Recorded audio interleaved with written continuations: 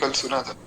आगे श्री गोस्वामी जी कहते हैं कि भरद्वाज जी ने प्रातः काल तीर्थराज प्रयाग में स्नान किया और समाज सहित मुनियों को सिर नवाकर और ऋषियों की आज्ञा और आशीर्वाद को सिर चढ़ाकर दंडवत करके बहुत प्रेम से विनती की। पथ गति कुशल साथ सब लीने, चले चित्रकूट ही चित दीने, राम सखा कर दीने लागू, चलत देहु धीरज जन अनुराग। बड़ी सुंदर बात है महाराज। गोस्वामी जी कहते हैं कि तदंतर रास्ते की पहचान रखने वाले लोगों को उन्होंने साथ दिया। और कैसे चले? चले चित्रकूट ही चित दीने। ये बहुत जरूरी बात है। भगवान को जब अगर पाना है तो भगवान के धाम में मन लगाकर जाना होगा। धाम के प्रति हमारा विशेष भाव होना चाहिए। भगवान का धाम साक्षात भगवान है, इसीलिए ऐसा भाव लेकर हम जाएं किसी भी धाम, श्री धाम वृंदावन में, अयोध्या जी में, चित्रकूट में, जहां भी जाएं, भाव ये हो कि धाम साक्षात भगवान है। इसीलिए जो धामवासी लोग हैं वे भगवान को बहुत प्रिय हैं। तो यहाँ पर श्री गोस्वामी जी कहते हैं भरत जी चले हैं चित्रकूट को अपना मन देकर, यानी कि चित्रकूट में पूर्ण श्रद्धा और पूर्ण विश्वास के साथ वे जा रहे हैं। एक हमारे वृंदावन के संत थे, उनके पास एक बार एक व्यक्ति आया जो कि उनका ही शिष्य था। तो उसने कहा कि गुरुदेव, वृंदावन में पहले वाला नहीं रहा। बोले क्या मतलब? बोले महाराज जी, पहले जैसा वृंदावन था ना, अब वैसी वृंदावन की स्थिति नहीं रही। बोले क्यों? बोले पहले वृंदावन कितना साफ होता था, कितने सब अच्छे यहाँ भजनानंदी महात्मा रहते थे। आज के समय में क्या है, वृंदावन बहुत गंदा हो गया है। मैं अभी आ रहा था रास्ते में तो मैंने देखा कि एक गटर वहां खुला पड़ा था, पास में गंदगी पड़ी थी। तो वृंदावन जो है बहुत गंदा हो रहा है। महाराज, उनको बड़ा गुस्सा आ गया। जो संत सुन रहे थे ये बात, संत ने कहा कि आज के बाद तुम हमें अपना गुरु मत कहना और तुम हमारे शिष्य नहीं हो, जाओ दूर हो जाओ हमारी नजरों से। अब वो व्यक्ति घबरा गया कि गुरुजी ऐसा क्यों बोल रहे हैं। उसने कहा कि गुरुजी, अपराध के लिए क्षमा चाहता हूँ, आप मुझे अपने से दूर मत कीजिए, आप मुझे प्रायश्चित बताइए, मेरी गलती क्या हो गई और उसका मैं प्रायश्चित क्या करूं, आप कहिए, लेकिन मैं आपसे दूर नहीं हो सकता। तो उनके गुरुजी ने कहा कि ये श्रीधाम वृंदावन साक्षात भगवान का स्वरूप, और तुम कह रहे हो ये गंदा हो गया। तुम दोष दर्शन कर रहे हो धाम के प्रति। जाओ, जिस नाले के पास तुमने गंदगी देखी है वहां जाकर उसको प्रणाम करो। महाराज वे वहीं गए जहां पर उनको गंदगी दिखी थी और दंडवत प्रणाम करके लौटे। आकर गुरुदेव को सब बात बताई। फिर जो है वे महात्मा थोड़े प्रसन्न हुए। उन्होंने कहा कि अब तुमने अच्छा किया। बोले कि तुम श्रीधाम के प्रति ऐसी बुद्धि अगर रखोगे तो तुम्हें भगवान कैसे मिलेंगे। इसलिए अगर भगवान को पाना है तो भगवान के धाम में, भगवान के नाम में, भगवान के संतों में, सब में प्रेम होना चाहिए। इसीलिए गोस्वामी जी ने श्री विनय पत्रिका में कहा, हमने वो पद विस्तार में भी सुना था, अब चित चेत चित्रकूट ही चलो, अब चित चेत चित्रकूट ही चलो। गोस्वामी जी कहते हैं कि भैया आप अपने चित्त को समेटो और चित्रकूट चलो, अब भगवान के धाम चलो। अब यहाँ कलयुग में कहीं भी ठौर नहीं है तुम्हारे लिए। हम तो केवल भगवान के धाम जाकर ही बच सकते हैं। वहां थोड़ा सा कलयुग का प्रभाव कम है। आजकल तो महाराज वहां भी सब लोग उल्टी सीधी हरकतें ही कर रहे हैं, चाहे कोई धाम हो। लेकिन फिर भी भगवान के धाम में अगर हम श्रद्धा लेकर जाएं तो धाम निश्चित रूप से हमें स्वीकार करता है। खैर, इस प्रकार जय श्री भरत जी चले। कैसे चले? चले चित्रकूट ही चित दीना। जो स्वामी जी ने कहा कि चित्रकूट को चित देकर भरत जी जा रहे हैं। भरत जी आगे चल रहे हैं और भरत जी तो महाराज भगवान के छोटे भाई हैं। तो गोस्वामी जी कहते हैं कि खूब सुंदर हवाएं चल रही है, खूब सुंदर मौसम हो गया है। जब भगवान रास्ते में चलते हुए जा रहे थे तब ऐसी सुंदर व्यवस्था नहीं थी जितनी सुंदर व्यवस्था अब है। क्यों? क्योंकि भगवान जब जा रहे थे तब व्यवस्था प्रकृति कर रही थी, लेकिन अब जब भरत जी जा रहे हैं, जब एक भक्त जा रहा है, तब व्यवस्था भगवान कर रहे हैं। तो भगवान की व्यवस्था तो निश्चित रूप से देवताओं से, प्रकृति से ज्यादा ही अच्छी होगी। तो इसलिए भरत जी को कोई भी कष्ट अब नहीं आ रहा है। बस एक ही बार परीक्षा हुई थी, उस परीक्षा में वे उत्तीर्ण हो गए, तो अब कोई कष्ट है नहीं। जीवन में हमें ये बात समझनी होगी। लोग कहते हैं नाम जप में मन नहीं लगता है। मन क्यों लगेगा आपका? मन तो सिद्धों का लगता है महाराज। इसलिए मन लगे या ना लगे, स्वाद आवे या ना आवे, खूब नाम जप कीजिए। एक दिन ऐसी स्थिति आ जाएगी जब आपको ये कहना ही नहीं पड़ेगा कि मन नहीं लगता है। सोते जागते नित्य निरंतर भगवान का नाम जीवा पर रहेगा। तो खैर, इसी प्रकार यहाँ पर श्री भरत जी की भी जो परीक्षा हुई, उसमें वे जैसे ही उत्तीर्ण हुए, अब उनकी कोई परीक्षा नहीं। अब वे प्रेम से आगे बढ़ते जा रहे हैं। तो स्वामी जी कहते हैं कि राम संकोची प्रेम बस, भरत सपेम पयोधि, बनी बात बिगाड़न, चाहत करिए जतन छल सोधि। हुआ क्या कि महाराज, देवताओं ने देखा कि श्री भरत जी तो भरद्वाज जी के आश्रम से निकल गए, और हमने सुना था कि देवता पहले खुश हो गए थे कि चलो भरद्वाज जी के आश्रम में भरत जी को लगेगा कि थोड़ा यहाँ विश्राम करें, भोग विलास में डूब जाएंगे और फिर भगवान को भूल जाएंगे। लेकिन ऐसा हुआ नहीं, सारा प्लान फेल हो गया। तो अब देवता सोच रहे हैं कि अब हम क्या करें, क्योंकि अगर भरत जी गए और भगवान को मना लिया तो भगवान वापस आ जाएंगे, तो फिर रावण है मरेगा नहीं, हमें हमारा स्वर्ग मिलेगा नहीं। अब हम करें तो करें क्या? बहुत से ऐसे लोग जीवन में आपको मिलेंगे जो केवल अपना स्वार्थ हर कार्य में देखते हैं। ऐसे ही सब देवता है। तो श्री गोस्वामी जी कहते हैं कि महाराज, एक ही प्रभाव सुर से ही सकोचू, जग भल भले पोच कह पोछू। कहते हैं महाराज, ये प्रभाव जब श्री भरत जी का देखा तो देवता सब संकोच में पड़ गए। देवताओं को बड़ा संकोच हो गए। ऐसे ही बहुत से लोग किसी का प्रभाव देखकर जल जाते हैं। ऐसे लोगों से हमें बचना चाहिए। क्यों? क्योंकि वे कुसंग है। अगर हम उनसे चर्चा करेंगे, उनके पास रहेंगे, तो वैसा ही स्वभाव हमारा होगा, हमारी प्रवृत्ति वैसी होगी। तो उससे क्या है, फिर हर व्यक्ति के अंदर हम दोष दर्शन करेंगे। तो इसलिए ऐसे जो लोग हैं उनसे दूर रहना चाहिए। और ऐसे लोग जो दूसरे की सराहना करें, उनके अच्छे काम की बड़ाई करें, जैसे कि संत, उनके पास रहना चाहिए। इसलिए संत स्वभाव के व्यक्ति के पास रहने में ही सबका कल्याण होता है। खैर, श्री गोस्वामी जी कहते हैं कि महाराज, यहाँ पर देवताओं ने जब भरत जी का प्रभाव देखा तो देवता संकोच में पड़ गए। देवता आप सोच रहे हैं कि अब करें करें क्या, किस प्रकार से भरत जी को चित्रकूट जाने से रोका जाए। अब देखिए, एक मैं आपको बड़ी सुंदर रहस्य की बात बताता हूँ कि जब साधक चल रहा होता है तो पहले तो उसके जीवन में माया ही विघ्न डालती है, संसार विघ्न डालता है। पर जब वो माया और संसार के इस विघ्न को भी, इस परीक्षा को भी पार कर लेता है, तब फिर देवता कष्ट देते हैं ताकि और परीक्षा हो। और अगर देवताओं की परीक्षा में भी उत्तीर्ण हो जाए, फिर जो है साक्षात भगवान परीक्षा लेते हैं। अब यहाँ जो है भरत जी की परीक्षा देवता ले रहे हैं। सब देवता सोच रहे हैं कि किस प्रकार से भरत जी को हम रोकें। वो भरत जी चलते जा रहे हैं। भक्त को, वैष्णव को गुरु आज्ञा का पालन करते हुए, नाम जप करते हुए और कथा सुनते हुए आगे बढ़ते रहना चाहिए। जीवन में जो भी परीक्षा का समय हो, उसमें भी भजन नहीं छोड़ना चाहिए। भगवान का स्मरण बना रहेगा तो सब काम अपने आप बनता रहेगा।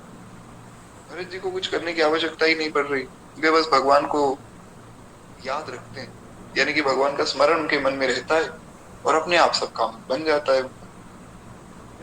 यहाँ श्री गोस्वामी जी ने कहा कि महाराज, उन्होंने जो है अब सरस्वती माता को पुनः बुलाया और सरस्वती माता को कहा कि आप कुछ कर दो इंतजाम, जैसे आपने मंथरा जी की बुद्धि फेरी थी वैसे ही आप भरत जी की बुद्धि को भी फेर दो।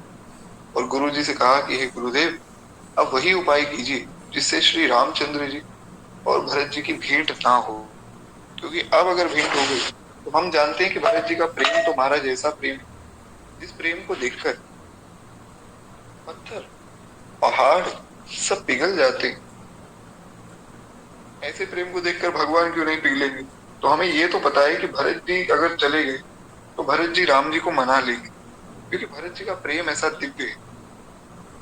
तो इसीलिए हे गुरुदेव, अब कुछ ऐसा उपाय कीजिए जिससे श्री भरत जी और श्री राम जी का मिलन हो ही ना। और माता सरस्वती को कहा तो माता सरस्वती ने कहा कि भैया ऐसी बात है कि देखो, मंथरा की बुद्धि को पलटने के लिए तुमने मुझसे कहा, मैंने पलट दी। अगर तुमने जो है भरत जी की बुद्धि पलटने के लिए मुझसे कहा तो ये काम मैं नहीं कर सकती हूँ। क्यों? क्योंकि अगर मैंने ये काम कर दिया, वैसे तो ये काम होगा नहीं, क्योंकि एक भक्त को मैं आहत कर नहीं सकती। और अगर मैंने कोशिश की तो मैं भगवान की दुश्मन हो जाऊंगी, और भगवान के दुश्मन का क्या हाल होता है ये तो सारा संसार जानता है। राम विमुख असहाल तुम्हारा, रहा न को कुल रोवनिहारा। रावण भगवान का दुश्मन था, पूरे कुल में कोई रोने वाला नहीं बचा। कंस भगवान का दुश्मन था, पूरे वंश का विनाश कर दिया भगवान। तो भगवान का जो भी बैरी है उसका बच पाना संभव नहीं। इसीलिए माता सरस्वती ने कहा कि मैं तो हाथ जोड़ती हूँ। तो इंद्रदेव ने कहा कि ये हमारी आज्ञा है, हम देवताओं के राजा हैं। बोले ऐसा है कि आपकी आज्ञा ना मानने का पाप मुझे लग जाए, मुझे कोई आपत्ति नहीं, मैं वो पाप सह लूंगी। लेकिन भगवान का कोप वो मैं नहीं सह सकती हूँ। भगवान का ताप तो सह पाना संभव ही नहीं। तो देवता सोच रहे हैं कि क्या करें, सरस्वती माता ने तो मना कर दिया। तो फिर उन्होंने जो है गुरुदेव से कहा, महर्षि बृहस्पति से बृहस्पति जी से कहा कि गुरुदेव अब आप कोई उपाय करो, आप जो है भरत जी और राम जी का मिलन रोक दो। कहते राम जी संकोची हैं, प्रेम के वश, भरत जी प्रेम के समुद्र। राम जी तो प्रेम के अधीन है, राम ही केवल प्रेम प्यारा। गोस्वामी जी ने कहा कि भगवान को केवल प्रेम प्यारा है और कुछ प्यारा है ही नहीं। तो देवताओं ने कहा कि भगवान तो संकोची और भरत जी तो प्रेम का समुद्र ही, चलता फिरता प्रेम है साक्षात। भरत जी की बात में अगर भगवान ना आए तो फिर वो किसकी बात में आएंगे? इसलिए इसका मतलब ये तो पक्का है कि भरत जी भगवान को मना ले। गुरु जी आप कुछ उपाय कीजिए, इसलिए कुछ छल ढूंढकर इसका उपाय कीजिए, कोई ऐसी युक्ति लगाइए कि भरत जी और भगवान का मिलन ही ना हो। अब तो महाराज गुरु जी को गुस्सा आ गया। अच्छा देखिए, मंथरा की जब बुद्धि पलटनी थी अब गुरु जी ने कुछ नहीं बोला। क्यों? क्योंकि शास्त्र वर्णन है,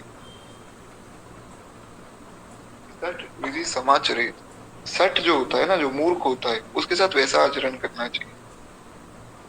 अब मान लीजिए कोई एक व्यक्ति जो कि आपकी बात समझ नहीं रहा है, आप उसे समझा रहे हैं कि भैया भगवान को मानो, नाम जप करो, उससे कल्याण होगा।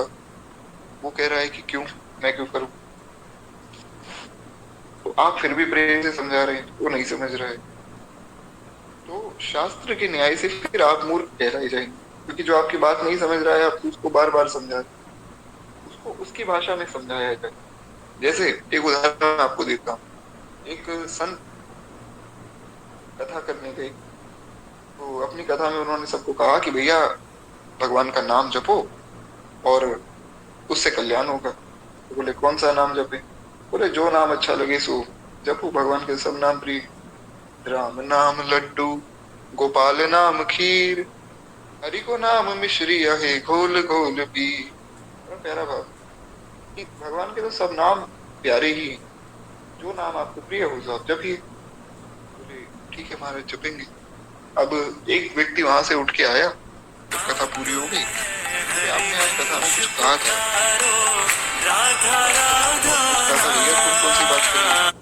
बोले आपने कहा कि नाम जप करो। बोले हाँ नाम जप करने के लिए कहा तो था, किया करो भैया, माला किया करो, ऐसा करो तुम 11 माला करो राम नाम की। बोले क्या फायदा?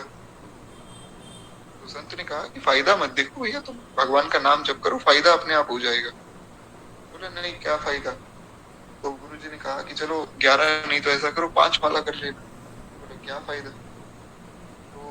उन संत ने कहा कि चलो नाम जप नहीं कर सकते, कोई बात नहीं, तुम सत्संग सुन लेना। तुम ऐसा करो, कथा जो है ये 9 दिन होगी, राम कथा है, 9 दिन चलती है, तुम 9 के 9 दिन कथा में आके बैठ जाना।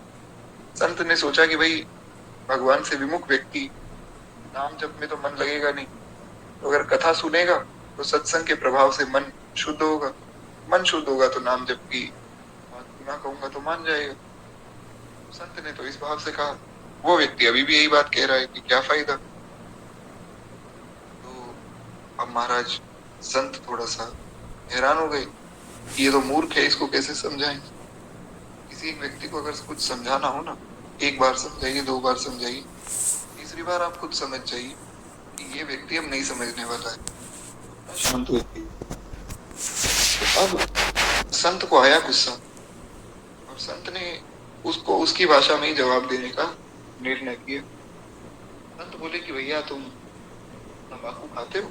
बोले हाँ खाते। बोले क्या फायदा? संत ने कहा कि तुम नशा करते हो? बोले हाँ नशा भी करते। तो संत बोले क्या फायदा? बोला ये तो हमने सोचा नहीं, ऐसे ही करते हैं, बस आनंद आता है। तो बोले भैया हम तुम्हें परमानंद की बात बता रहे हैं। अरे जब तुम नशा करते समय, तंबाकू खाते समय अपना फायदा नहीं देखते हो, तो भगवान का नाम जपते समय क्या फायदा देख रहे हो? नाम जप करो, फायदा निश्चित रूप से होगा। इनका तो कोई भी फायदा नहीं है नशे का, पर नाम जप का फायदा होगा, ये मैं तुम्हें लिख के देता हूँ। कहने का आशय ये कि जो जैसा है उसको उसकी भाषा में समझाया जाए।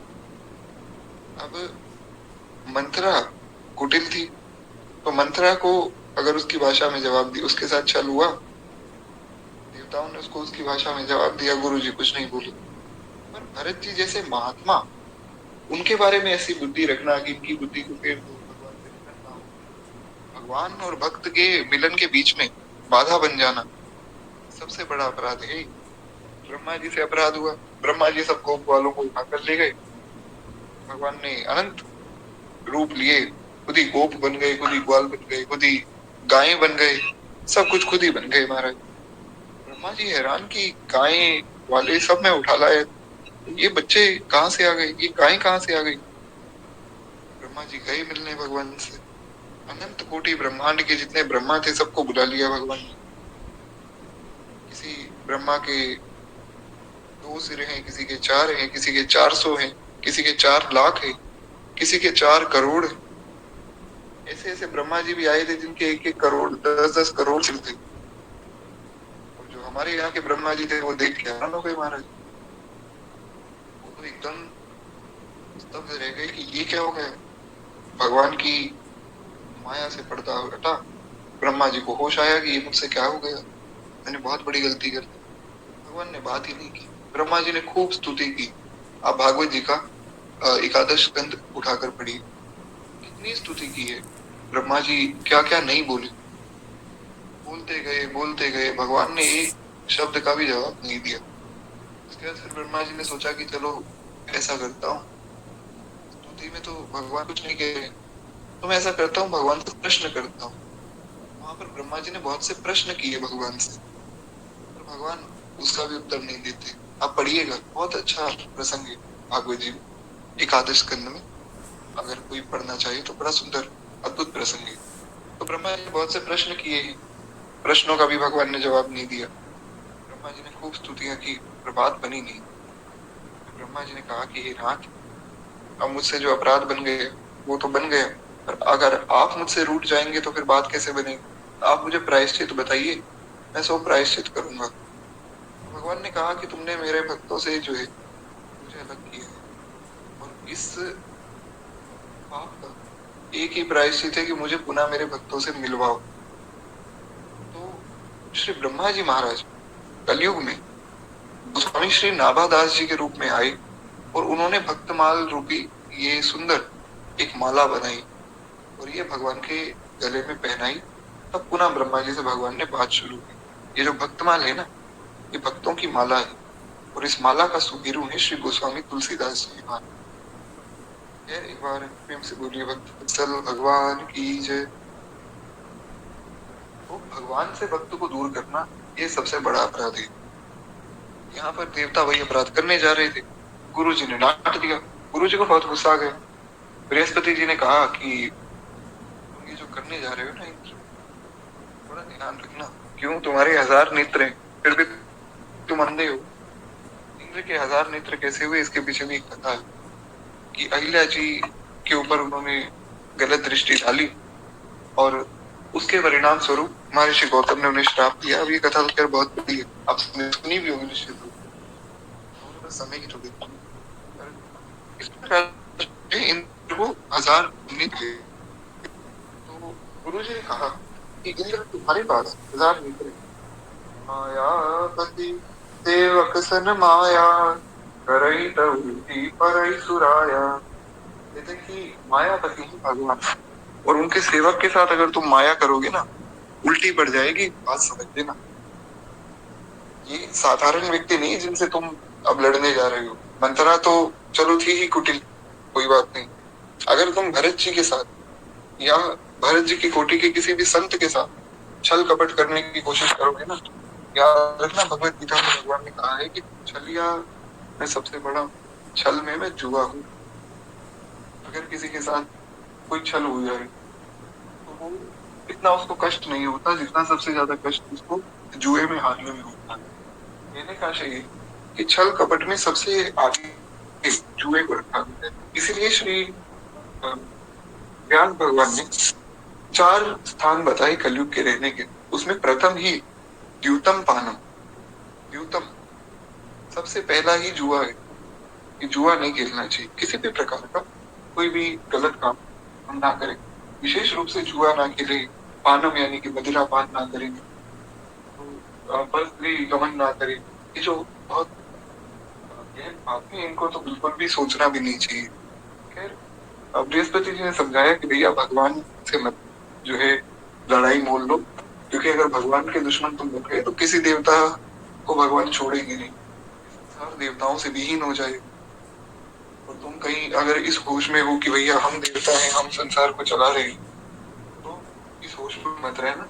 ये केवल तुम्हारा वहम है। भगवान बिना देवताओं की सृष्टि को चला लेंगे, वो भगवान है, कर तुम अन्यथा कर तुम समर्थ, सब कुछ कर सकते हैं। इस प्रकार गुरु जी ने महाराज समझाया। गुरु जी ने कहा कि मायापति के सेवक के साथ माया मत करो, तुम्हारा अहित होगा, सर्वनाश हो जाएगा तुम सबका। कहते हैं तब कछुकी न राम रुक जानी, अब कुचाल करे होई हानि। सुन सुरेश रघुनाथ सुभाऊ, निज अपना लिसाई न काहू। अब देखिए एक बड़ी सुंदर बात है, अगर आपने इतने समय में, जब से भी आप लोग कथा सुन रहे, कुछ लोग 2-2 साल से कथा सुन रहे, कुछ लोग जो है अभी कुछ 2-3 महीने से कथा, आप सबने एक बात तो जरूर देखी होगी कि गोस्वामी जी जो भी प्रसंग लिखते, हर एक प्रसंग में कहीं ना कहीं से भगवान के स्वभाव का वर्णन आ ही जाता है। क्यों? क्योंकि गोस्वामी जी ये दिखाना चाहते हैं कि भैया भगवान के स्वभाव को समझो। सुनी सीतापतिशील स्वभाव, मोद न मन तन पुलक नयन चल, सुंदर खेहर खाऊ। गोस्वामी जी कहते हैं कि अगर तुम कुछ भी नहीं कर सकते ना, कुछ भी करने में सामर्थ्यवान नहीं हो, कोई बात नहीं, भगवान के स्वभाव को जानो, स्वभाव को समझो और शरण में चले जाओ, बस उससे ही कल्याण हो जाएगा। और कुछ करने की आवश्यकता है ही नहीं। भगवान का स्वभाव ही इतना मधुर है। अस स्वभाव सुनऊ नहीं देखो, ऐसा स्वभाव केवल श्री ठाकुर जी का है। फिर एक बार प्रेम से बोलिए भक्त वत्सल भगवान की जय।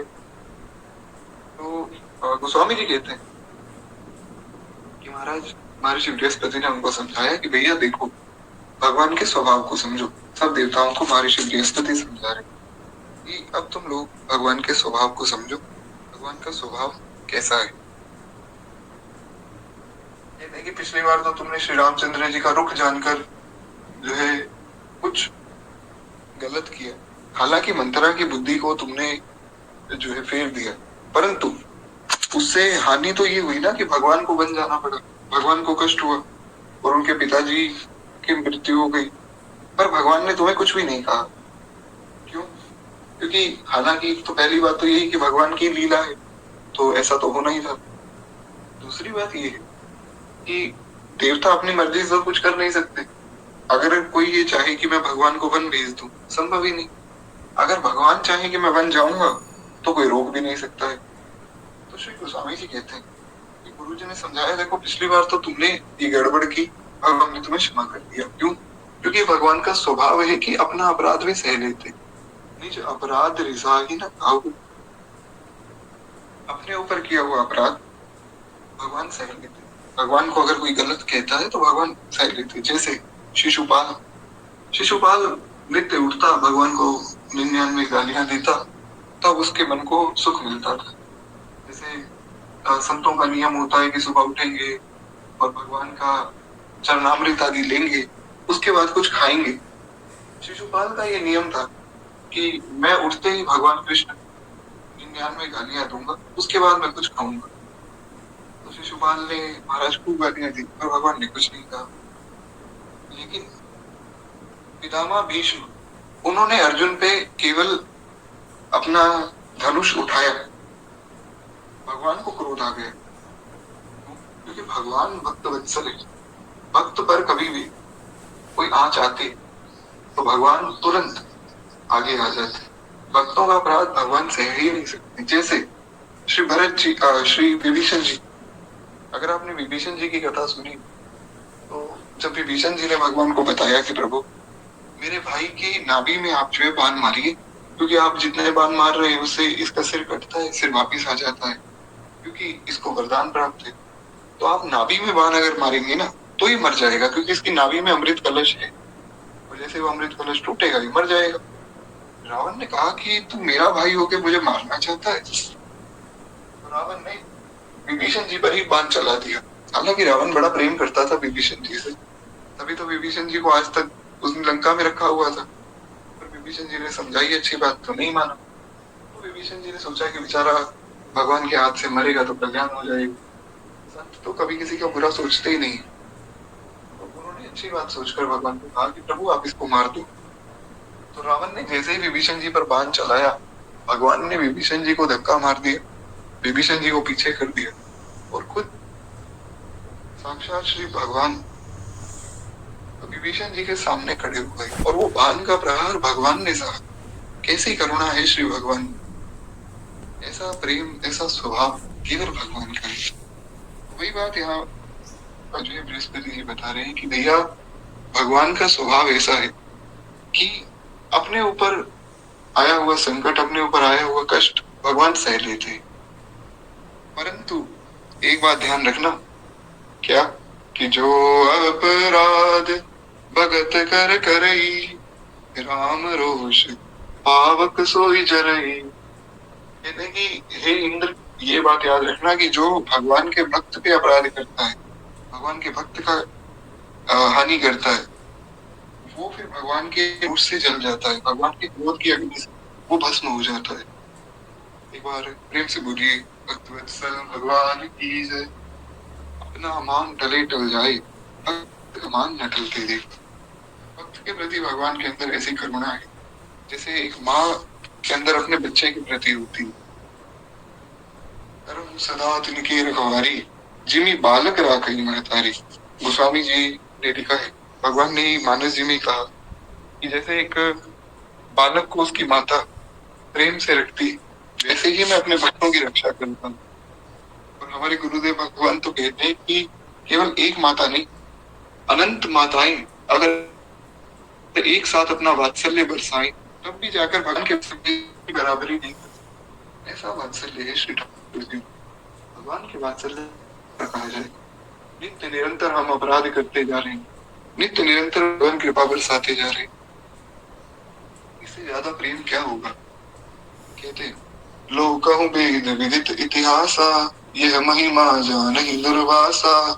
भरत सरिस को राम सनेही, जो जुग जग जप राम, राम जप जेही। कहते कि भैया ये लोक विदित है और इतिहासों में भी विदित है कि कितने कितने भक्तों पर कष्ट आया और भगवान ने खुद वो कष्ट सह लिए पर भक्तों की रक्षा की, या फिर भक्त पर कष्ट आने ही नहीं दिया। जैसे भक्तराज प्रहलाद, अभी होली गई है, परसों होली का दहन हुआ हमारे, हमने कथा तो सबने सुनी किस प्रकार प्रहलाद जी की भगवान ने रक्षा की।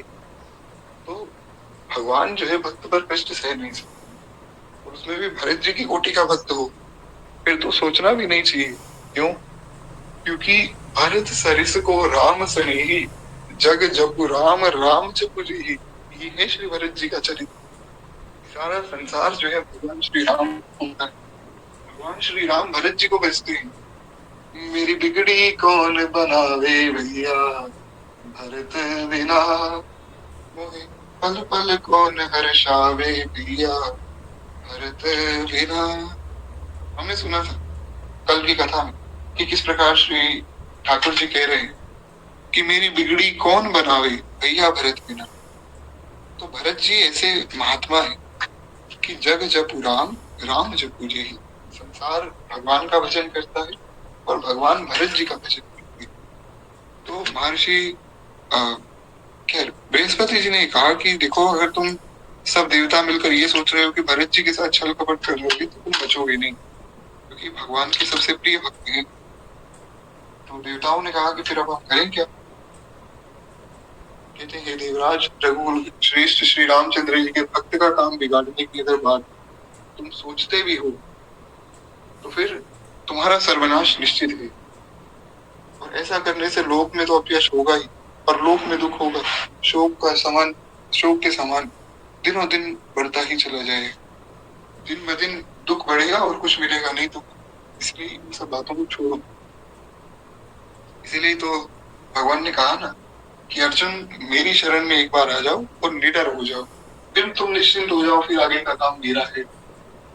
जानकी नाथ सहाय करे जब, कौन बिगाड़ करे नर तेरो, जानकी नाथ सहाय। बड़ा प्यारा भाव है। श्री गोस्वामी जी ने हिंदी पत्रिका में लिखा कि जानकी नाथ सहाय करे तब कौन बिगाड़ करे नर तेरो। कौन है ऐसा जो भगवान के भक्त का काम बिगाड़े?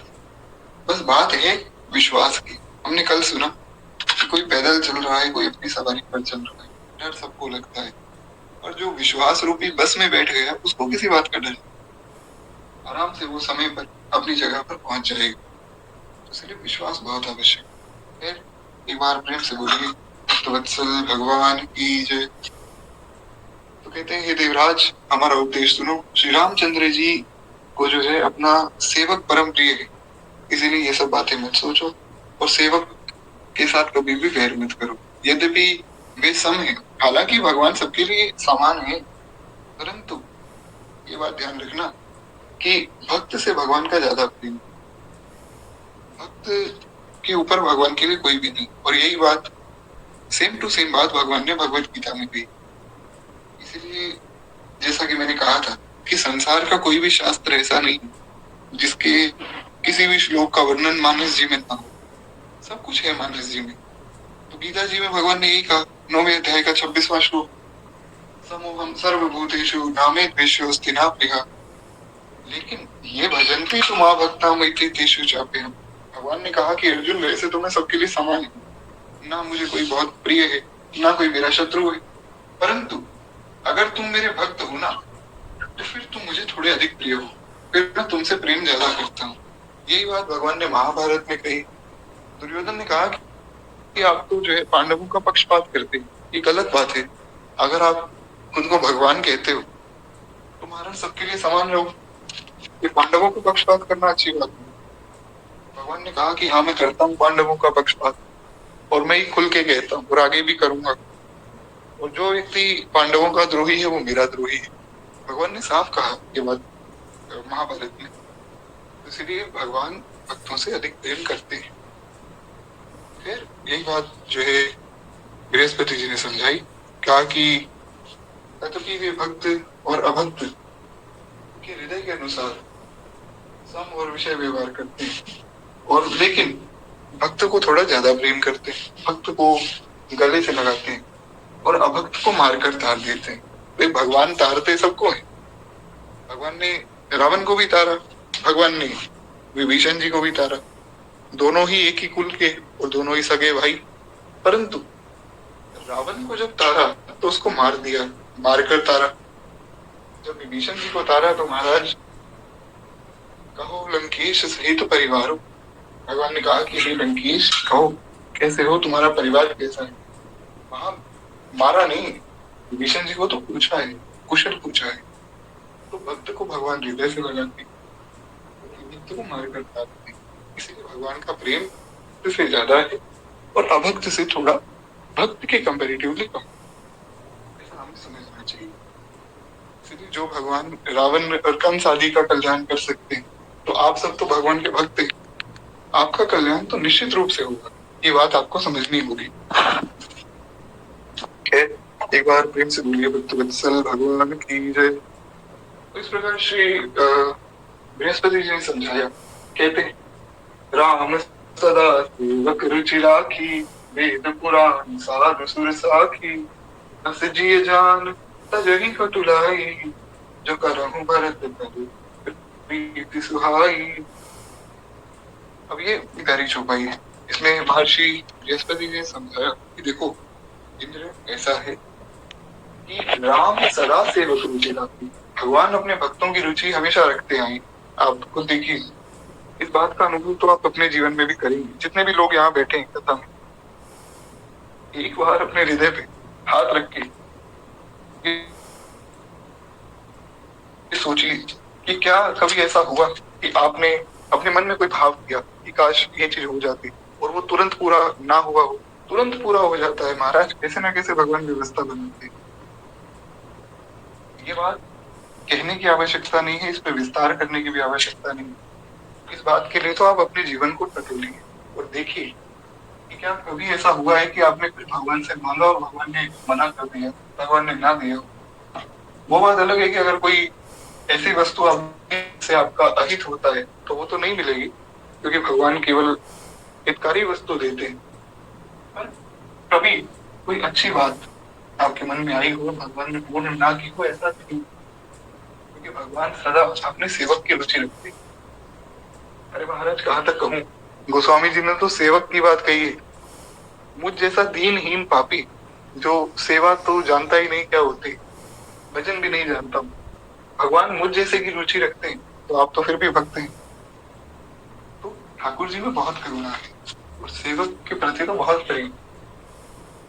तो इसीलिए जो बृहस्पति जी ने समझाया कि भगवान सदैव अपने सेवक की रुचि रखते हैं, उसके मन की बात पूर्ण करते हैं, और वेद पुराण इतिहास साधु देवता सब इसके साक्षी हैं। ऐसा हृदय में जानकर पिता को छोड़ो और भगवान के चरणों में प्रेम करो। हे देवराज इंद्र, के भक्त सदा दूसरों के हित में, दूसरों का दुख देखकर दुखी हो जाते हैं, खुद अच्छा, आपका स्वभाव दयालु होना चाहिए। अगर आप भक्त हैं और आपका स्वभाव दयालु नहीं, फिर बात बढ़ेगी नहीं, क्योंकि भगवान को दया करने वाले लोग बहुत। एक श्लोक है, शायद स्कंद पुराण का है या शायद जो शिव पुराण का है, ये तो मुझे याद नहीं, पर हाँ एक श्लोक है, इसमें वर्णन आता है कि भगवान शिव जो है उनको अभिषेक बहुत प्रिय है, जल प्रिय शिव, और उसमें जो है प्रणामो प्रिय सूर्य, ऐसा कुछ है, मुझे श्लोक याद नहीं आ रहा है। तो उसमें वर्णन है कि भगवान सूर्य नारायण को प्रणाम बहुत प्रिय। अगर आप सूर्य देव को नित्य प्रणाम भी करते हैं ना, तो उससे भी वे प्रसन्न हो जाते हैं। नमस्कार, हम कहते हैं ना सूर्य नमस्कार करना, तो सूर्य नमस्कार करना चाहिए। भगवान शिव को नित्य जल चढ़ाना चाहिए, ज्यादा से ज्यादा। और नारायण को क्या प्रिय है, कहते हैं परोपकार प्रिय नारायण। भगवान नारायण को परोपकार बहुत प्रिय है, जो दूसरे का हित करता है उसको भगवान बहुत प्रेम करते हैं। और यही बात गोस्वामी जी ने मानस जी में कही। इसीलिए मैं बार बार कहता हूँ कि आपको दुनिया में किसी शास्त्र को पढ़ने की आवश्यकता ही नहीं है, केवल मानस जी को पढ़ लीजिए, सब शास्त्रों का सार यहाँ मिल जाएगा। गोस्वामी जी ने एक ही चौपाई में इसका वर्णन किया, परहित सरिस धर्म नहीं भाई, पर पीड़ा सम नहीं अधमाई। दूसरे का हित करने से अच्छा और उससे बड़ा कोई धर्म नहीं है, तो दूसरे को कष्ट देने से बड़ी कोई नीचता नहीं।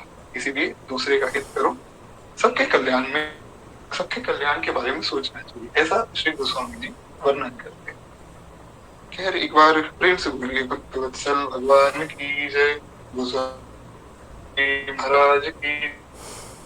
तो इस तरह जो है महर्षि बृहस्पति सोचो कि हम किस प्रकार भगवान से दूर करें, भरत जी किस प्रकार भगवान से अलग हो जाएं, ये सब बातें मत सोचो मन में। भरत जी भगवान के भक्त हैं और उनके बारे में ऐसा सोचना ठीक नहीं। इस प्रकार गुरु जी ने उनको समझाकर सब ज्ञान दिया और सब देवता उनकी बात मानी ली। तो श्री रामचंद्र सत्य प्रतिज्ञ भगवान से प्रतिज्ञ है। भगवान ने जो एक बार कह दिया सो वो मानते हैं। अच्छा, इस बात को की क्या आवश्यकता है कि ताकि सबके मन में भगवान के प्रति विश्वास हो। भगवान ने बहुत से वचन कहे हैं कि मेरी शरण में आ जाओ, मैं तुम्हारा कल्याण। जो मन में आता है उसको कभी नहीं आता है। हर बार हर शब्द हर अवतार में भगवान ने ये बात कही। का कोई भी अवतार ऐसा नहीं जिसमें भगवान ने अपने भक्तों को निश्चिंत और निडर होने के लिए ना कहा हो। और हर रूप में कहा है महाराज। हम सुनते हैं जो सिख परंपरा वाणी, उसमें यही बात तो है, एक ओंकार सत्य नाम निर्भो और निर्भय। दो बातें। भक्त कैसा होता है? निर्भो यानी कि निर्भय, निडर होता है, भक्त को कोई डर नहीं। और निर्भय दूसरा, भक्त का कोई वैरी नहीं। दो बातें बड़ी सुंदर जो हमारी सिख परंपरा के सब भाई वे तो इन बातों को प्रेम से मानते। निर्भो निर्भय अकाल मूर्त, क्योंकि हम भगवान के शरणागत। हमने अभी परसों की कथा में सुना इस प्रकार श्री गुरु नानक देव जी कहते भाव न लगई और ब्रह्म शरणा। गुरु नानक देव जी ने कहा कि महाराज मुझे तो गर्म हवा भी नहीं लगती। क्यों? जो गिरद हमारे राम का दुख कहते हैं कि हमारे रक्षक हमारे राम जी, हमें किस बात का दुख लगेगा? कोई दुख नहीं। तो इस प्रकार जो है देव गुरु बृहस्पति जी ने भी सबको समझाया। कहते तुम व्यक्ति स्वार्थ के वश होकर ऐसी बातें कर रहे हो। इसमें भरत जी का कोई दोष नहीं, ये तुम्हारा मोह है जो तुम्हें ऐसा करवा। देव गुरु बृहस्पति जी की श्रेष्ठ वाणी सुनकर इंद्र के मन में बड़ा आनंद हुआ और उनकी सब चिंता मिट गई। इसलिए जीवन में गुरुदेव से ही हर बार पूछ कर करनी चाहिए। तब हर्षित होकर देवराज जो है फूल बरसाने लगे और भरत जी की सराहना करने। इस प्रकार भरत जी मार्ग में चले जा रहे हैं और उनकी दशा को देखकर मुनि और सिद्ध लोग भी सिखाते। भरत जी जो है जब भी राम कहकर लंबी सांस लेते तब मानो चारों ओर से प्रेम उमड़ पड़ता है। चैतन्य महाप्रभु जब कीर्तन किया करते थे तब उनका शरीर ऐसा हो जाता था जैसे अग्नि निकल रही हो शरीर। उनके शरीर पर चंदन का लेप किया जाता था, वो चंदन का लेप राख बनकर उड़ जाता था। ऐसा जो है भगवत विरह चैतन्य महाप्रभु के मन में आता था कि चलता रहता था शरीर में, दिन रात होते रहते। नहीं लगता था कि प्रेम में इतने व्याकुल हो गए, कहाँ भाग रहे हैं, क्या कर रहे हैं, कुछ समझ नहीं। उनकी दशा को देखकर उनके सेवक रोते थे कि कितना कष्ट हो रहा है श्री महाप्रभु को। ऐसा प्रेम, ऐसा ही श्री भरत जी का प्रेम है। भरत जी जैसे ही एक बार पीड़ा में, क्योंकि भगवान का विरह है ना, ये पीड़ा है, खूब अभी दुख हो रहा है भरत जी को कि मैं भगवान से दूर हूँ, भगवान कष्ट में है। तो एक बार आंख बंद करके कहते हैं राम राम। ऐसा कहते ही ऐसा लगता है मानो चारों ओर प्रेम की वर्षा हो गई, चारों ओर प्रेम की हवाएं बहने लग गई, चारों ओर भगवत प्रेम भगवत विरह फैल गया है। सारा संसार हो रहा है भरत जी की दशा को देखकर। ऐसे श्री भरत जी महाराज वे अभी भी भगवान को याद करते हैं। उन्हें ये कोई उनके मन में भाव नहीं आ रहा है कि देखो मैं सब लोगों को प्रभावित कर रहा हूँ, सब लोग मुझसे देखकर खूब प्रसन्न हो रहे हैं। भरत जी अभी भी एक ही बात, केवल भगवान को याद। भरत जी ना तो किसी को कुछ कह रहे हैं ना किसी की बात सुन रहे हैं, केवल भगवान का नाम लेते जा रहे हैं, राम राम। इस प्रकार भगवान को पुकारते भरत जी चले जा रहे हैं। गोस्वामी जी कहते हैं महाराज यहाँ पर सब देवता फूल बरसा रहे और उनके वचनों को सुनकर वज्र और पत्थर भी पिघल जाते। अयोध्या वासियों के प्रेम का तो कहना ही क्या है, जिनके विरह को देखकर पत्थर पिघल जा रहे। और ऐसा नहीं कि केवल उदाहरण देने के लिए कहा जाए, जैसे इंग्लिश में हम एक बात सुनते कि पर्सोनिफिकेशन। कोई कविता अगर कोई कवि लिखता है तो वो उसमें पर्सोनिफिकेशन करता है, किसी निर्जीव वस्तु को, किसी जड़ वस्तु को चेतन बनाने का प्रयास करता है। जैसे कोई कवि लिखे कि देखो पहाड़ आज कितने खुश हैं। अब पहाड़ महाराज कोई इंसान थोड़ी जो पहाड़ खुश हो जाएंगे, पहाड़ तो पत्थर है, पड़े हैं। तो यहाँ गोस्वामी जी ने कोई पर्सोनिफिकेशन नहीं किया, कोई अतिशयोक्ति नहीं की। गोस्वामी जी ने सत्य लिखा है। भरत जी के प्रेम को देखकर पत्थर सच में पिघल गए, पत्थर पानी हो गए। ऐसा भगवत प्रेम है श्री भरत जी। इसीलिए तो गोस्वामी जी ने कहा कि जासु नियम व्रत जाई न वरना। जिनके नियम और व्रत का वर्णन किया ही नहीं जा सकता है, वो है श्री भरत जी महाराज। प्रणव भरत के जासु नियम व्रत जाई न वरना। श्री भरत जी का चरित्र एक बार प्रेम से बोलिए श्री भरत जी महाराज की जय। तो इस प्रकार श्री गोस्वामी जी कहते हैं कि भरत जी चले जा रहे हैं और बीच में निवास करके भरत जी यमुना जी के तट पर आए। भरत जी श्री यमुना जी के तट पे भी आए। यमुना जी का जल देखकर उनके नेत्रों में जल भर आया, क्योंकि यमुना जी साक्षात भगवान की ही स्वरूप है। और यमुना जी का वर्ण भी श्याम, हमारे ठाकुर जी तो श्याम सुंदर ही। रघुनाथ जी के श्याम रंग को देखकर और सुंदर यमुना जी के रंग को देखकर सारे समाज सहित श्री भरत जी और व्याकुल हो गए। जैसे यमुना जी को देखा कि इनका तो श्याम वर्ण है, हमारे ठाकुर जी भी श्याम वर्ण के, भरत जी और व्याकुल हो गए। स्वामी जी कहते हैं कि महाराज जैसे ही उन्होंने यमुना जी को देखा है, वे विह्वल हो गए। तब भरत जी ने ये ध्यान किया कि जल्द ही चलकर अब भगवान के साक्षात दर्शन होने लगे थे। फिर ध्यान में आया कि नहीं, अब मूर्छित होने का समय नहीं, अब फटाफट चलो, भागो, भगवान के पास भागो।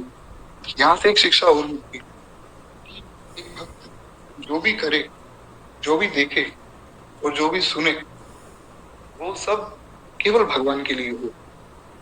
अगर आप, जैसा हमने कल भी चर्चा की, अगर आप संसार की वस्तु देख रहे हैं, कोई मूवी, सिनेमा, फिल्म, ये सब देख रहे हैं, तो उससे भगवान का स्मरण नहीं होगा, बल्कि उससे भगवान का स्मरण छूटेगा।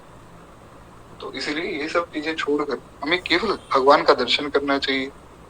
कानों से भगवान की कथा सुननी चाहिए, पांव से भगवान के मंदिर तक जाना चाहिए, हाथों से भगवान की सेवा करनी चाहिए और मुख से भगवान का नाम जपना चाहिए, भगवान का गुण गाना चाहिए। तो इससे ही भरत जी जैसा प्रेम मिलेगा, जिसको देखकर गोस्वामी जी कहते हैं, बीच बास करी जमुना आई, निरखी नीर लोचन जल छाई, द्रवहि वचन सुनि पुलिस पशाना, उर्जन प्रेम न जाहि बखाना। जिस प्रेम को देखकर गोस्वामी जी ने कहा कि पत्थर जिस प्रेम को देखकर पिघल जाते, पत्थर भी छोड़िए, गोस्वामी जी ने तो यहाँ तक वर्णन किया है कि भैया पत्थर की तो मैं क्या कहूँ, वज्र, वज्र जो है वो संसार में सबसे कठोर माना गया है। हनुमान जी महाराज को कहा गया कि आपका शरीर तो वज्र के समान है। हनुमान जी के दांत, हनुमान जी सब कुछ वज्र के समान है। वे इतने शक्तिशाली हैं, संसार की कोई भी शक्ति उनको नहीं हिला सकती। क्यों? ये भगवान के, और भगवान के भक्त का अहित कर पाना संभव ही नहीं। अभी हमने यही तो सुना इतनी देर कथा में। तो वज्र के समान उनका देह, और इसी देह को लेकर वे भगवान का भजन करते। इससे एक बड़ा सुंदर संकेत मिलता है। हालांकि ये हमारी आज की कथा से रिलेटेड तो नहीं, पर अब मन में आया तो कह दो। हनुमान जी का देह वज्र के समान है और वे उसको लेकर भजन करते हैं। इसका भाव क्या है? इसका भाव ये है कि भक्त के मन में वज्र के समान दृढ़ विश्वास हो, एक ही आशा हो भगवान के प्रति, बस, संसार से दूसरी कोई आशा ना। कल हमने ताड़का के वध की बात सुनी, एक ही बाण प्राण है लेना। ताड़का जो है वो अविश्वास का स्वरूप है, वो अन्य आश्रय का स्वरूप। भगवान में विश्वास ना होना बहुत गलत बात है। उस अविश्वास को कौन हरता है? उस अविश्वास को भगवान की कथा हरती है, भगवान का स्वभाव हरता है। एक ही बात, बस एक ही बात जब मन में आ जाती है कि हाँ, हम पूर्ण रूप से भगवान पे विश्वास कर ले, तो फिर निराशा मन से चली जाती है और दूसरे व्यक्ति की कोई कामना नहीं रहती। फिर केवल भगवान से ही हमारा प्रयोजन है, अन्य किसी की अभिलाषा नहीं। और देवता चित्त न धरे, अनुमति से ही सर्व है। इस प्रकार तो खैर कहने का आशय है कि वज्र जो है वो संसार में सबसे मजबूत और सबसे कठोर माना गया। पत्थर पहाड़ तो उसके सामने कुछ भी नहीं। आपने अगर सुना हो, स्कूल में भी पढ़ाया जाता है कि diamond is the strongest element. जो डायमंड है, जो हीरा है, वो सबसे स्ट्रॉन्ग एलिमेंट माना गया है।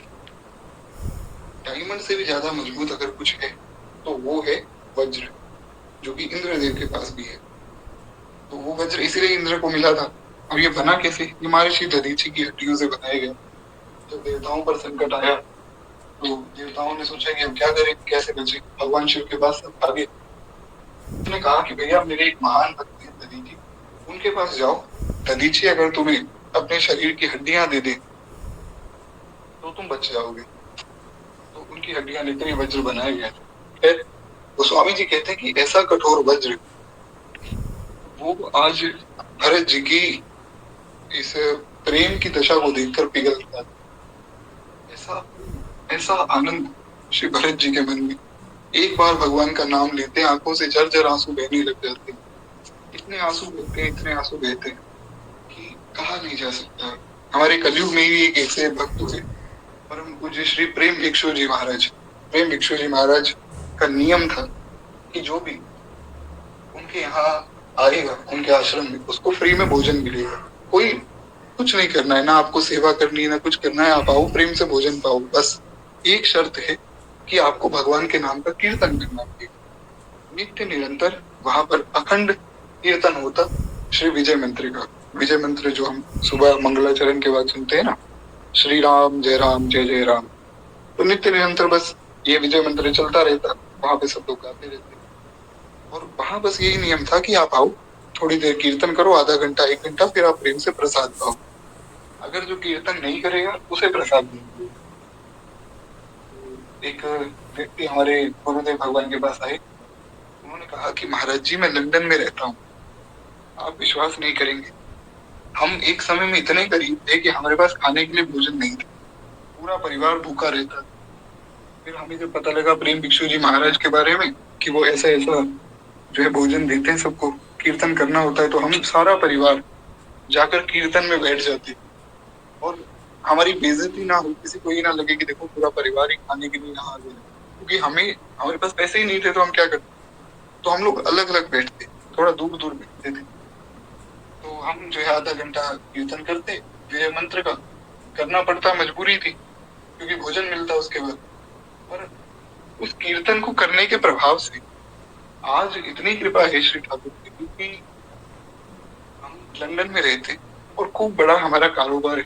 और पहले हमारा मन नहीं लगता था उस कीर्तन में, तब तो मजबूरी से करना पड़ता था। अब इतना मन लगता है कि हमारा पूरा परिवार रोज बैठ के 1 घंटा भगवान नाम का संकीर्तन करता है। और हम लोग नित्य जब भी इंडिया में आते हैं तो यहाँ आकर जो प्रेम भिक्षु जी महाराज का आश्रम है उसमें हम कीर्तन रखवाते हैं।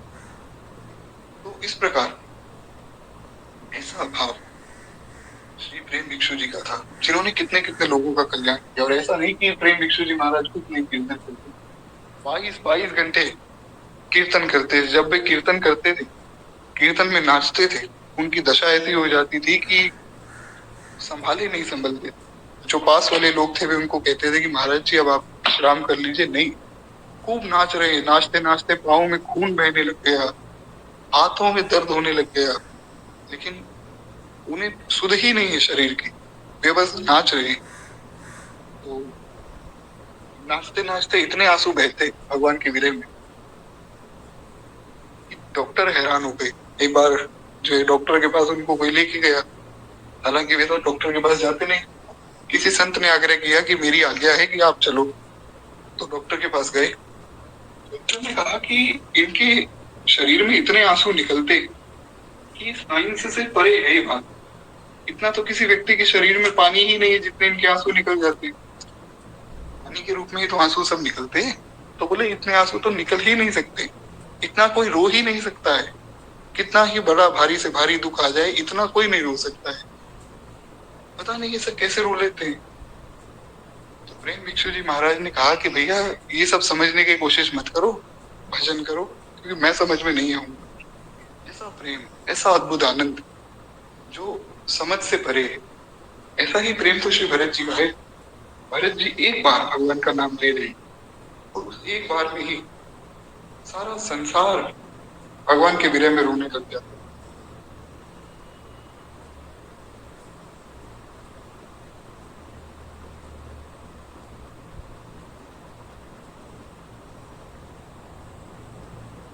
जी तो खैर एक बार प्रेम से बोलिए भक्त वत्सल भगवान की जय। कोई शायद मीटिंग कट गई थी, हम सुन रहे थे कि किस प्रकार से भरत जी का अद्भुत प्रेम भगवान के प्रति है। भरत जी ने जो है श्याम वरण यमुना जी को देखा, यमुना जी को देख के भरत जी को भगवान की याद आ गई।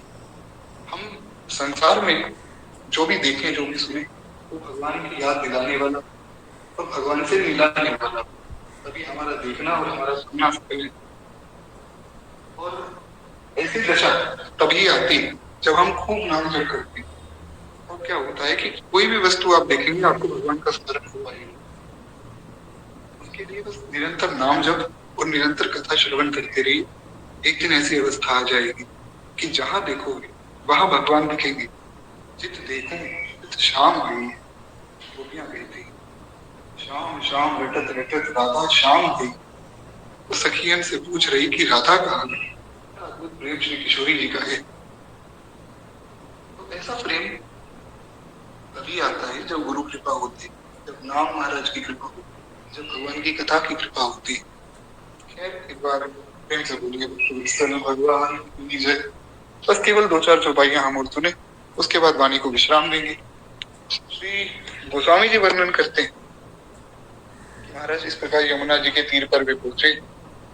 जमुन तीरथ ही दिन करि बासु, भयउ समय सन सब ही सुपासु। रात ही घाट घाट की करनी, आई अगणित जाहि नहीं भरनी। कहते हैं कि महाराज उस दिन तो यमुना जी के किनारे ही निवास किया। यमुना जी की भी महिमा में श्री गोस्वामी जी ने विनय पत्रिका जी में एक बड़ा सुंदर पद लिखा है। कभी समय मिलेगा तो हम उस पर भी चर्चा करेंगे। छोटा सा है पर बड़ा प्यारा पद है यमुना जी की महिमा में। तो गोस्वामी जी कहते हैं कि भैया यमुना जी के तट पर जो उस दिन भरत जी ने निवास किया रात को, और उसके बाद फिर सब सुंदर वहां व्यवस्था अपने आप ही हो गई, क्योंकि अब तो भगवान व्यवस्था बनाते हैं, तो कोई कष्ट है ही नहीं।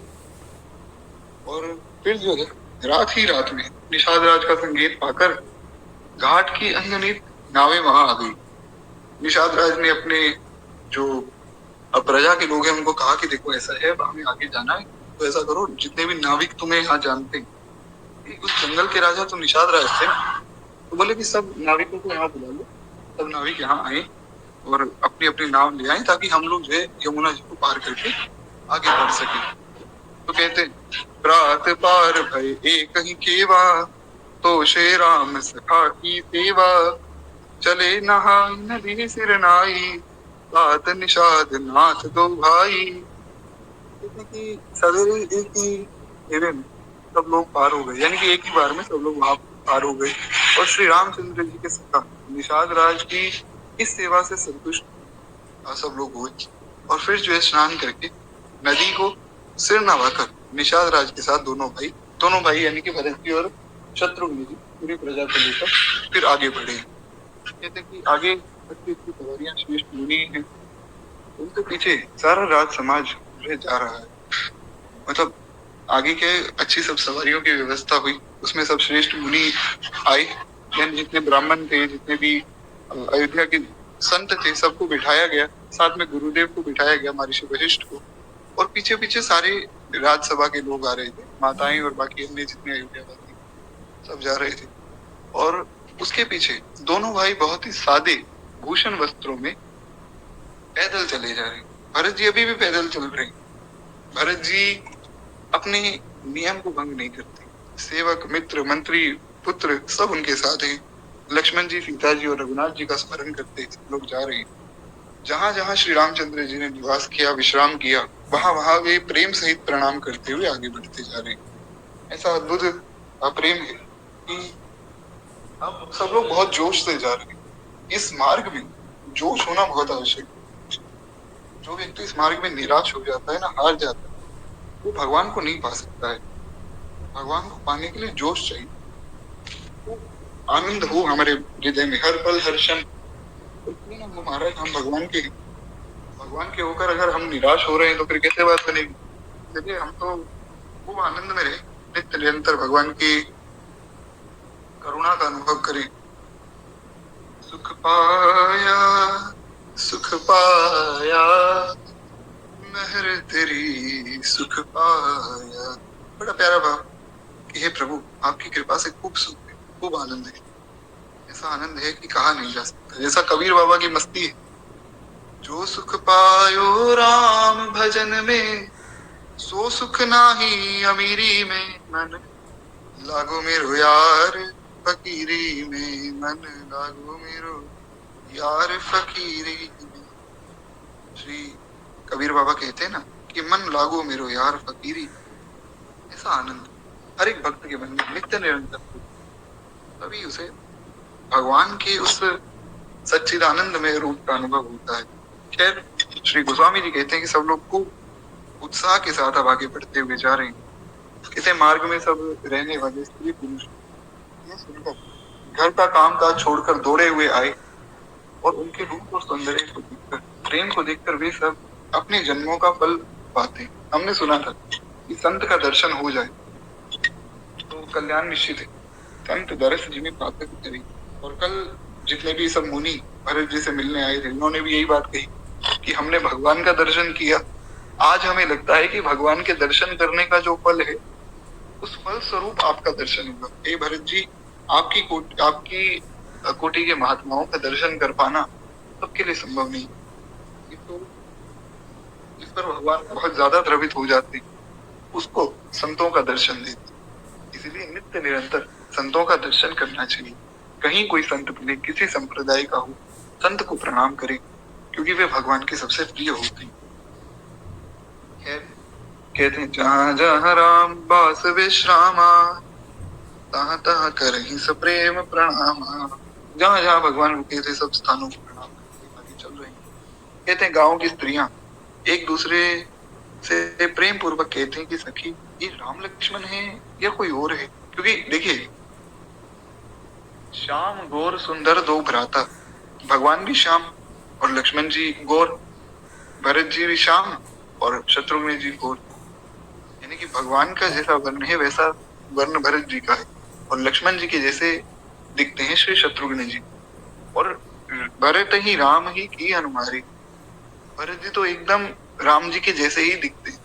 राम जी और भरत जी में तो कोई फर्क ही नहीं बताता है। बस एक फर्क है कि भगवान के वक्षस्थल पे जो है भृगु लता का चिन्ह है। भृगु जी महाराज ने जो भगवान की छाती में लात मारी, तो वो लेफ्ट साइड में भगवान के छाती में वो चिन्ह है, क्योंकि भगवान ने कहा है कि भैया मैं दो लोगों से डरता हूँ, एक ब्राह्मण और एक रानी। ब्राह्मण और पतिव्रता नारी, इनसे तो मैं खुद डरता हूँ, और ब्राह्मणों से मेरा प्रेम भी है। तो इसलिए भगवान ने वो वक्षस्थल पे ही चिन्ह रखा भृगु जी की लात का, कि इससे मैं अनुभव करूंगा कि सब ब्राह्मण जो है मेरे पास। ऐसी करुणा है श्री ठाकुर जी में। कोई लात मार रहा है, भगवान कह रहे हैं कि भैया तुम मुझसे प्रेम करते हो तो तुम्हारी लात का चिन्ह मैं रखूंगा। ऐसी करुणा केवल ठाकुर जी में हो सकती है। तो कहते हैं कि अब सब लोगों को थोड़ी सी हैरानी हुई कि शायद ही कहीं राम जी और लक्ष्मण जी तो वापिस नहीं आ गए, पर वो तो आगे गए थे, आएंगे भी तो वापिस आएंगे, वापिस जाएंगे कैसे। अब कोई व्यक्ति जब सामने गया है, तो जब वापिस आएगा तो पीछे की ओर आएगा, आगे की ओर कैसे जाएगा। तो दूसरी सखी ने कहा कि नहीं, ये राम जी लक्ष्मण जी नहीं हो सकते, पर दिखते तो वैसे ही, और रूप भी वैसा और ऐश्वर्य भी वैसा। वे भी राजाओं के समान दिखते थे, ये भी राजा हैं, ये तो पूरी प्रजा को लेकर ही चल रहे हैं। ये सखी, इनकी अवस्था, शरीर, रंग और रूप तो वही है। शील, स्नेह उन्हीं के सहज है, भक्त ऐसा हो जिसको देखकर भगवान की याद आए, तब तो भक्ति की सराहना की जाए। भगवान का जैसा स्वभाव है वैसा स्वभाव भक्त का होना चाहिए। स्वामी के जैसा सेवक हो। तो उस सखी ने कहा कि देखो दिखने में तो वैसे हैं ही, अवस्था भी वैसी लग रही है, वो भी ठीक, पर आश्चर्य की बात तो ये है कि इनका स्वभाव भी वैसा है जैसा श्री राम जी का था। ऐसा ही भरत जी का स्वभाव, अपार करुणा बरस रही है नित्य निरंतर भरत जी के प्रेम आश्रय सब पर कृपा करते जा रहे हैं। कहते हैं सखी इनकी चाल भी वैसी है, इनका रंग रूप भी वैसा है, मुझे तो लगता है वही है।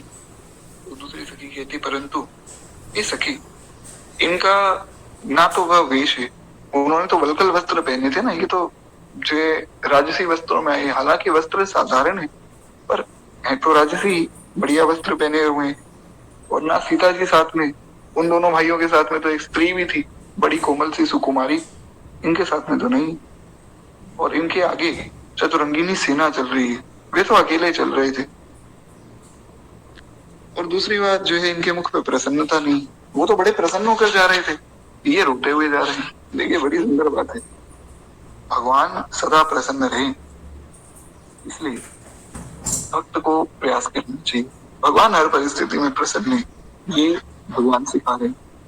पर भगवान के विरह में नित्य निरंतर हमें रोना चाहिए, ये भरत जी सिखा रहे हैं। जैसे ही मन इधर उधर भागे, याद करें कि नित्य निरंतर हम भगवान की करुणा का अनुभव कर रहे हैं और फिर भी भजन में नहीं लगे।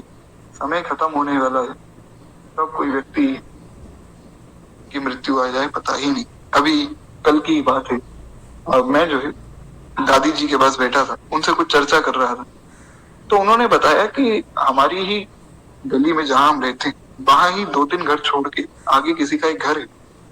तो वहां पर वो व्यक्ति नया घर लेने के बारे में सोच रहे थे, उनका घर बहुत पुराना है।